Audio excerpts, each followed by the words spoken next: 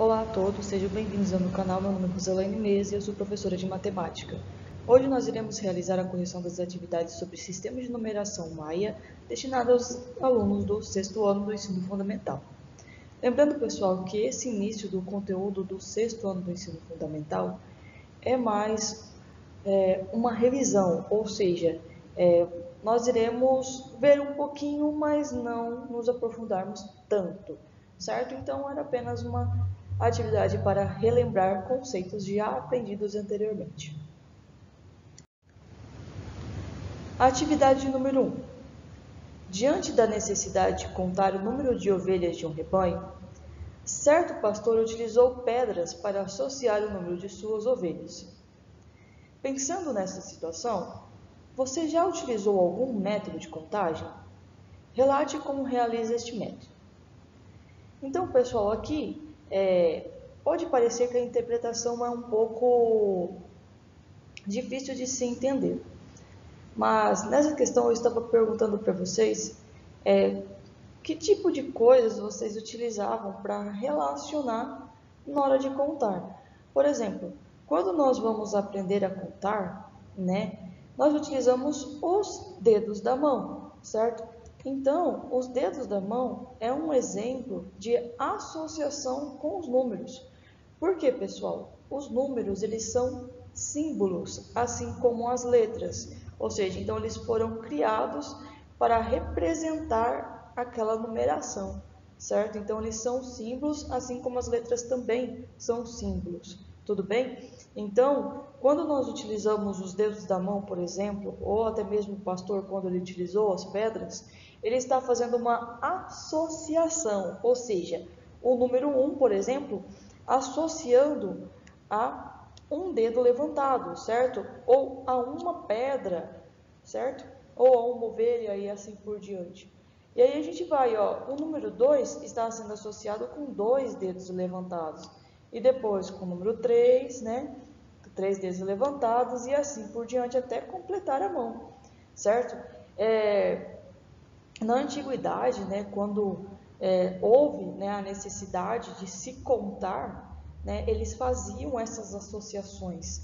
Eles utilizavam pedaços de madeira, pedaços de pedra, alguma coisa que fosse possível para eles fazerem essas associações e conseguirem saber qual que era o número de rebanhos. Porque pensa só, antigamente não tinha aquela questão, esse é o número 1, número 2, número 3, número 4. Não, era diferente. Então eles associavam e com o tempo foi se criando a numerologia que nós temos hoje, a numeração que nós temos hoje, certo? Então existem vários tipos de associação. Outro tipo de associação que eu tenho certeza que você já deve ter feito foi com os palitinhos, que nem aqui eu coloquei os palitinhos de fósforo, certo?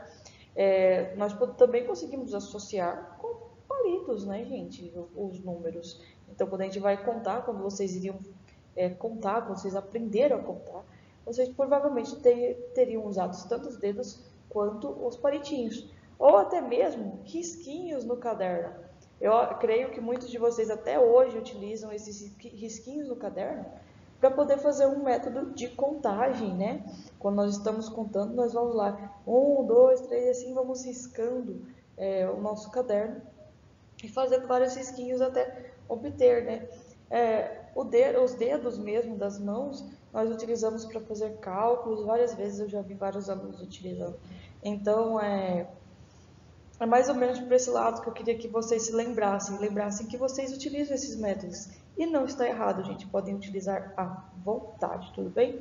Então, se vocês conseguiram se lembrar disso, parabéns para vocês. Espero que vocês tenham conseguido entender o que o enunciado estava perguntando para vocês, certo? Questão de número 2. Leia o texto a seguir. O Código de Dresden.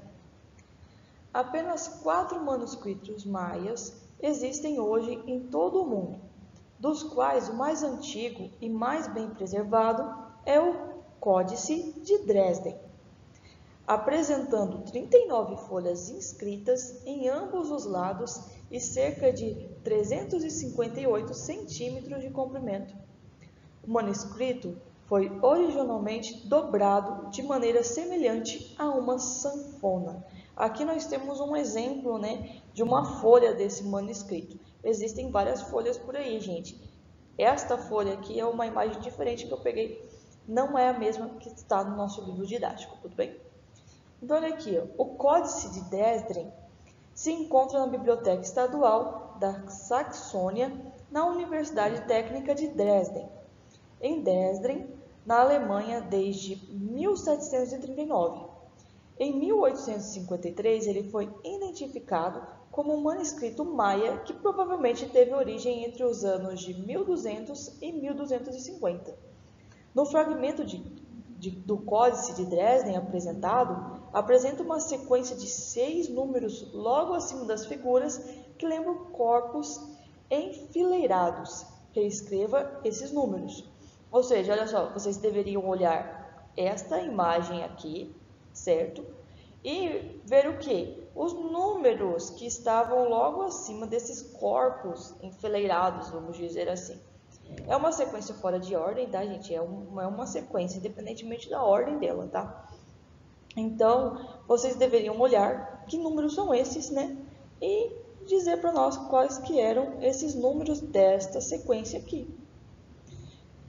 Lembrando, gente, que a numeração maia, né? Ela vai de 5 em 5, né? Vamos dizer assim, 5 em 5 entre aspas, né? Quando nós temos 1, né? Vai uma bolinha, né? 2, vai outra bolinha, 3, 4, aí quando vem o 5 é um traço, então cada traço desse aqui equivale a 5 e assim por diante. Então vocês tinham que se lembrar disso, que foi passado para vocês lá no texto que vocês deveriam ter estudado. Aqui nós temos apenas números tranquilos de vocês saberem qual que é. Então olha só, o primeiro número aqui nós temos duas bolinhas, uma na sequência da outra, certo? Então, se é uma na sequência da outra, então isso significa que nós temos aqui o número 2, tudo bem? Aqui nós temos 2 traços, certo? Com uma bolinha em cima. Cada traço representa o número 5, certo? E a bolinha em cima representa o número 1, tudo bem? Então, nós temos aqui 5, 5 e 1. 5 mais 5, 10, mais 1, 11. Certo? Então, aqui nós temos o número 11, tudo bem? O próximo é igual ao primeiro, não é? São duas bolinhas seguidas, então aqui também será o número 2, certo? E assim vocês iriam construindo essa sequência. Olha o próximo aqui, nós temos 3 bolinhas e temos 2 riscos, né? 2 traços. Cada traço representa o número 5, certo? Então, aqui nós temos 5, 5, 5 mais 5, 10, né? Mais 1, 2, 3. 10 mais 3, nós temos 13. Então, aqui nós temos o número 13, tudo bem?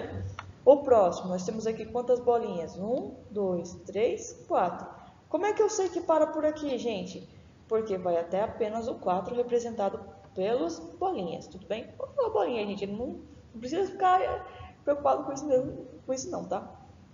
Então, 1, 2, 3, 4. Então, aqui é o número 4. Assim como o próximo também será igual a 4.